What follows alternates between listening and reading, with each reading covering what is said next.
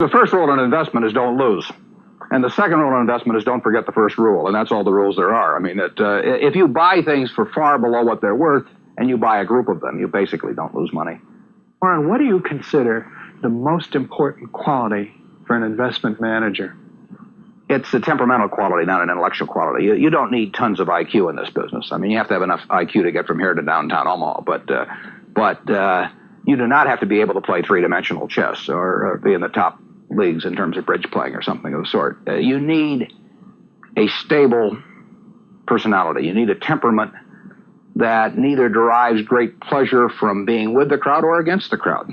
Because this is not a business where you take polls. It's a business where you think. And Ben Graham would say that you're not right or wrong because 1,000 people agree with you. And you're not right or wrong because 1,000 people disagree with you. You're right because your facts and your reasoning are right. Warren, what do you do that's different than 90% of the money managers who are in the market? Certainly most of the professional investors focus on what the stock is likely to do in the next year or two. And they have all kinds of arcane methods of approaching that. But they do not really think of themselves as owning a piece of a business. The real test of whether you're investing from a value standpoint or not is whether you care whether the stock market is open tomorrow. If you're making a good investment in a security, it shouldn't bother you if they close down the stock market for 5 years. All the ticker tells me is the price. Yeah. And I can look at the price occasionally to see whether the price is outlandishly cheap or outlandishly high. But prices don't tell me anything about a business. Business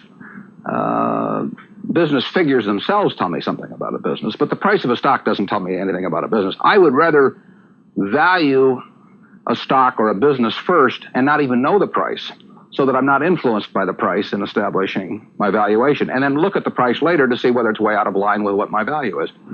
So Buffett chose to stay in this world, Omaha, Nebraska, where corn grows just minutes from downtown.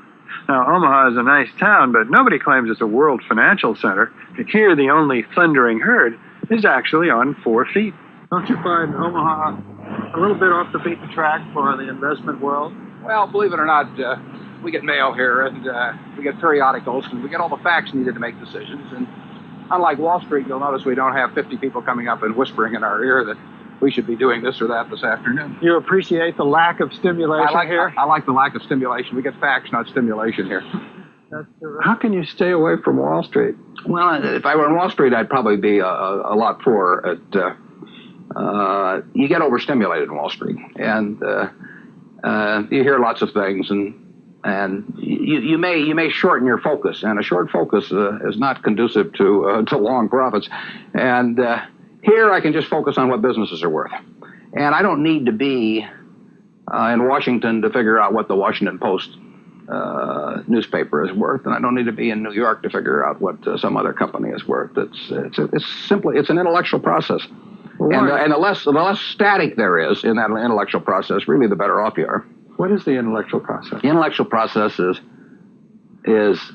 defining your area of competence in valuing businesses, and then within that area of competence, finding whatever sells at the cheapest price in relation to value. And there are all kinds of things I'm not competent to value, but there are a few that I am competent to value. Have you ever bought a technology company? No, I really haven't. In 30 years of investing, not one? I haven't understood any of them.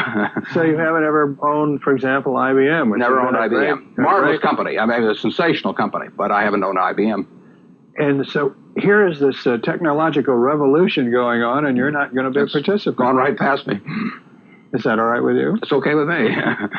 I don't have to make money in every game. I mean, I don't know what cocoa beans are going to do. There are all kinds of things I don't know about, and that may be too bad. But why should I know all about them? I haven't worked that hard on them. In the securities business, you literally every day have thousands of the major American corporations offered to you at a price that changes daily. And you don't have to make any decisions. You have to nothing is forced upon you. So there are no called strikes in the business. The pitcher just stands there and throws balls at you.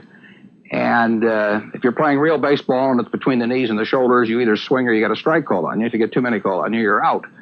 In the securities business, you sit there and they throw U.S. Steel at 25 and they throw General Motors at 68, and you don't have to swing at any of them. They may be wonderful pitches to swing at, but if you don't know enough, you don't have to swing.